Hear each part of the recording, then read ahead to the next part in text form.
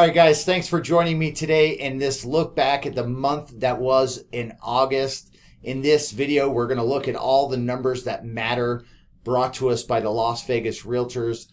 And at the end of the video, we're going to discuss that for the first time this year, the median list price has continued to increase, where the median sales price failed to follow. Are buyers saying enough is enough, or are we just seeing a seasonal slowdown, and can the government produce some of that modern monetary magic that they've been displaying, sending prices even higher next year and the years to come? And then we're going to discuss how it is conceivable that prices continue to go up. So if you're new to the channel, I'm Ken Blumberg. I'm bringing you truth, honesty, hard work, and all American know-how. Now let's jump into the numbers. All right, so in August, we had 3,985 new listings hit the market, which was down just slightly, 2.3% from the month prior, but was up 2.5% from the year prior. Now, these numbers have ticked up from last year, but in the grand scheme of things, looking back all the way to 2015, these numbers are right in line with what we have seen seasonally. All right, then next we have the number of closings, where we had 3,210 closings in the month of August. Now that number is down 4.2% from the month prior, and it is up 10.3% from the year prior. Okay, now it starts to get a little bit more interesting when we're talking about effective months of availability. Okay, right now we stand at exactly 1 month of available inventory. And now, as many of you students of real estate already know, a equal market is considered 5 to 6 months of inventory, where the market is balanced. It is not skewed to either a buyer or seller in the marketplace. So 1 month of inventory is still extremely low, even though it is up 13.1% from the month prior, but down 36.4% from the year prior. If you're out there looking for a house, you might feel like we are never going to get back to a balanced market where we have a 5 to 6 months of effective months of inventory. And again, we'll talk about that more at the end of the video, but let's move on. The next statistics we're going to look at is time on market 30 days or less. So in the month of August, we had 87.8% of homes sell in less than 30 days. Now that's up substantially from the year prior, where we had 61.3% of homes sell in less than 30 days, which is, again, not surprising since we've seen 22% appreciation year over year, which has caused FOMO, fear of missing out, like we have never seen before, sending buyers scrambling to grab any home they possibly could, with the thought that they may miss out on a tremendous amount of appreciation, and with the fear that they may be priced out of the market permanently. So next we have the median close price in August at $405,000. Now this is the first month this year that the median sales price has not increased month over month. Now we are still up 20.9% year over year. This is potentially a good sign that things are cooling off, but it is also showing us there is a huge disconnect going on right now between buyers and sellers, because the new median list price of $425,000. Now this is the first time this year where the median list price has increased and the median new sales price has not followed. So buyers are finally starting to say enough is enough. But sellers are still saying, I want more, my house is worth more, even though at this point the numbers and statistics and data is not backing up their claim and their justification for listing their homes at a higher price. Now guys, as I said at the beginning of the video, now I'm going to give you my thoughts on the market. Are prices going to come down? Is the market going to crash, or are we going to at least see a big correction?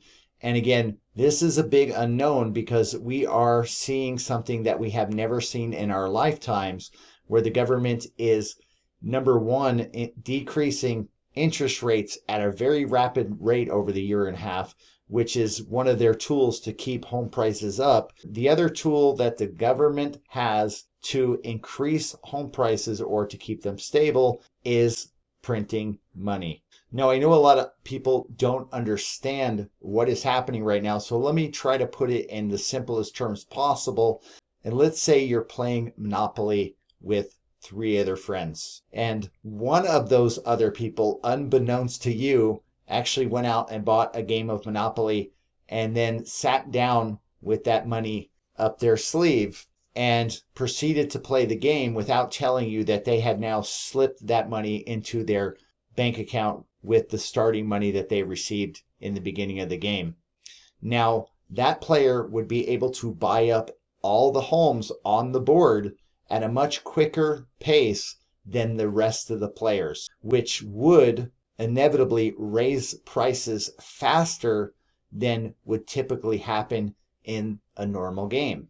So we know when the sickness hit, the government went into panic mode because they did not want massive destabilization in the housing market and in the stock market. So they essentially went out and bought more monopoly money or started putting more money into the system and gave stimulus checks to the average citizen. But they also injected trillions of dollars into corporations, where the other big factor, a lot of the money that was given out was given to, again, corporate home buyers like BlackRock and others, which have come into the market with that free money that they received, which was many billions of dollars, and they started buying up homes. And this has actually been going on since the early 2000s, where they're coming into the market and they are purchasing thousands and thousands of homes. Now, I recently did a video about this, which I'm going to link right here. So watch that video to have a deeper understanding about how the American dream is being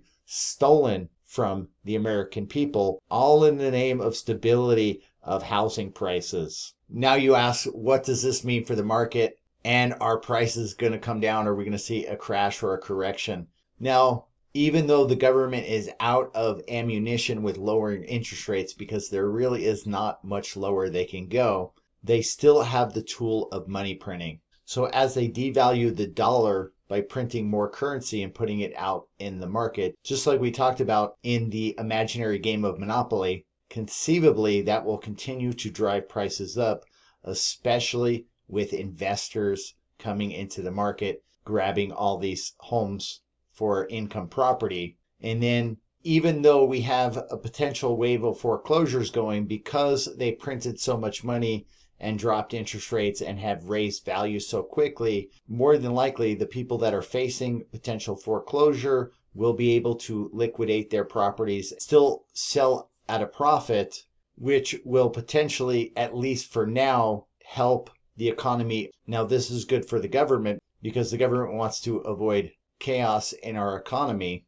It is definitely not good for the average American because the rich will only get richer because, again, they are getting a disproportionate share of the money supply as the government prints up new currency and distributes it out into the market how they see fit. So guys, to wrap up this month's video, are we going to see a crash? I think definitely at some point we are going to see a devastating crash, but this game that they are playing could conceivably go on for many years to come. So guys, even though we live in Las Vegas and we see gambling as a form of entertainment, it is a shame that we are now living in a casino of an economy and that people are terrified. They don't know which way to go. They are buying homes out of fear in many cases. They are pushing money into cryptocurrency. But I don't see any end to this financial casino that the government has created. So guys, let me know what you think. Is there a way to fix the economy? Is Bitcoin the answer? Is there going to be a housing market crash? Or are prices going to continue to go up for the foreseeable future? I'm Ken Blumberg, your all-American realtor, bringing you truth, honesty, hard work, and all-American know-how. Let me know if there's ever anything I can do for you.